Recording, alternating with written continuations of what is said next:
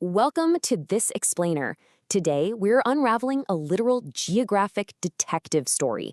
We are diving deep into the mystery behind Dangun and the Korean territories.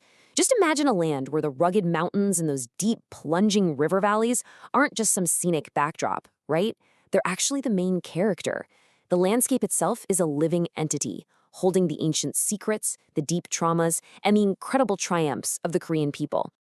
Okay, let's dive into this. The Korean peninsula is geographically trapped between massive, powerful empires. Yet, despite being totally surrounded, the Korean people have survived for thousands of years.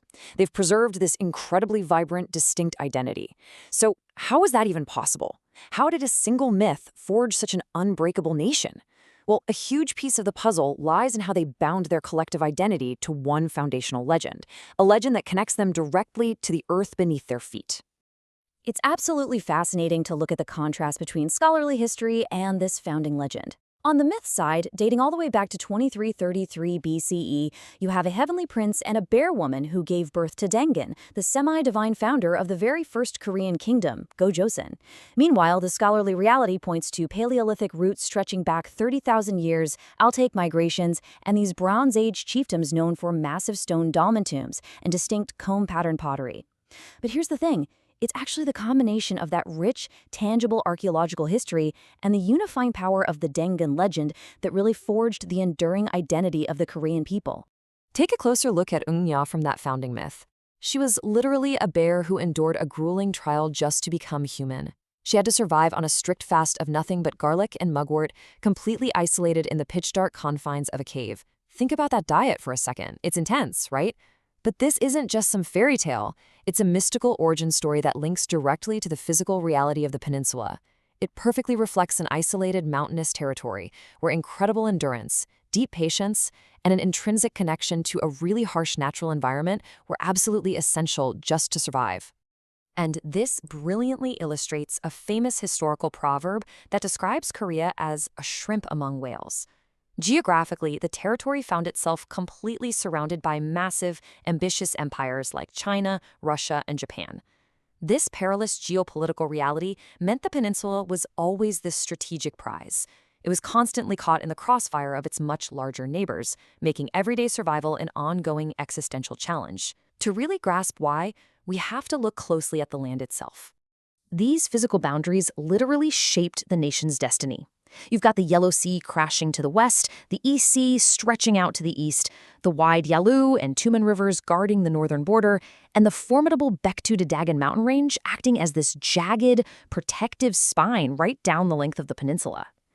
These imposing mountains and wide rivers function simultaneously as a rugged fortress against invaders and, at the exact same time, a bustling, vital crossroads for trade and ideas. Because it was such a major crossroads, the territory was never just a passive barrier. It was a highly active bridge. You had an enormous influx of continental influences pouring in, think Chinese writing systems and Buddhism. But rather than blindly copying them, Koreans deeply adapted and synthesized these ideas to perfectly fit their own unique societal needs. And then, they transmitted this newly transformed culture right across the sea to Japan. The peninsula really acted as a dynamic, roaring engine of East Asian civilization. Now, what's really interesting about this concept is Pungsujiri, or geomancy. You see, for the Korean people, the physical territory isn't just dirt and rock to be exploited for resources, it's a sacred entity. Pungsujiri is the practice of harmonizing human activities, like where to place royal capitals, palaces, and tombs, with the natural contours and energies of the physical landscape. It absolutely proves that this connection to the land is deeply tied to Dangun's spiritual legacy. It's a worldview where the mountains and rivers literally pulse with active, living spiritual energy.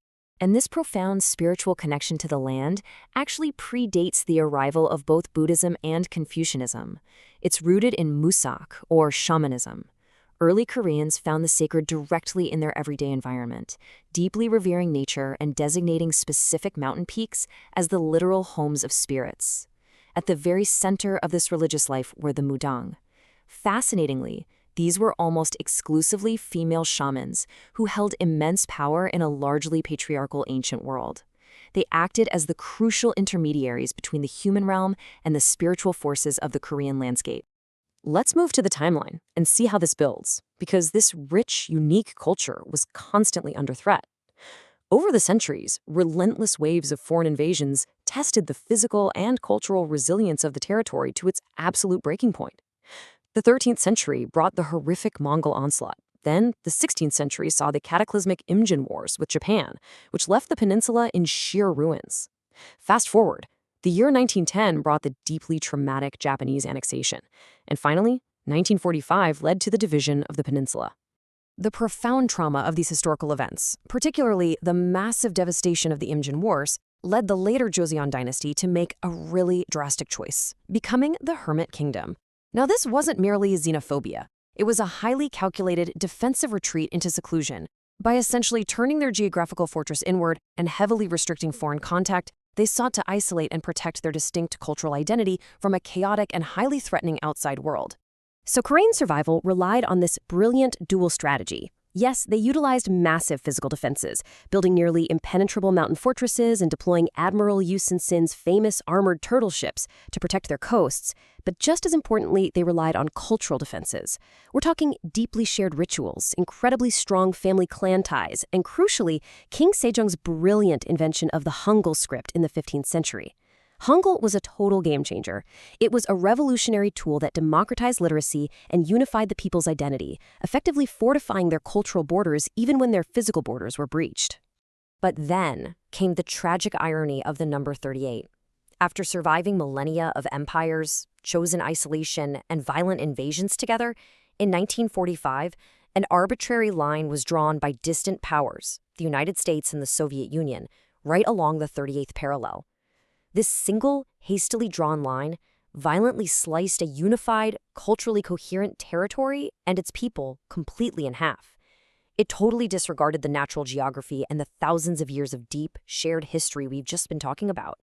Today, the Demilitarized Zone, or DMZ, stands as a daunting physical barrier severing a millennium-old shared heritage. So the crucial point is, while modern geopolitics has physically divided the territory into north and south with razor wire and heavily guarded minefields, the ancient mythical roots of Dangun and that profound spiritual connection to the peninsula's landscape remain deeply shared by all Koreans.